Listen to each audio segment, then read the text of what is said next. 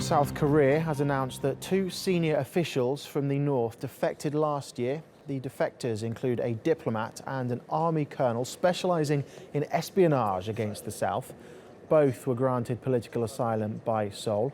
On Thursday, 13 employees from a North Korean-run restaurant also arrived in the south after defecting as a group. Nearly 1,300 people escaped from North Korea to arrive in the south last year.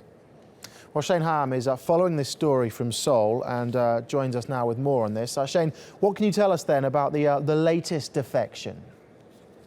Well, authorities here are announcing these two high-profile defections in a rare move by the government. In fact, one of these individuals was thought to have worked with the General Reconnaissance Bureau in North Korea. Now, this is a relatively new agency in Pyongyang, and its main responsibility is to conduct espionage activities to South Korea. So this individual will obviously offer a lot of information to authorities here, but this bureau is also tasked with cyber activities, and it's thought to be behind the Sony Pictures cyber hacking that we saw late 2 years ago as well. So this is a coup, some experts say, for the South Korean government, and it could be signs of possible cracks in the North Korean leadership ever since Kim Jong-un took power. But this other high-profile defection happened to be an individual that was stationed in an African nation, details not being released, but this individual apparently defected to the south along with his family.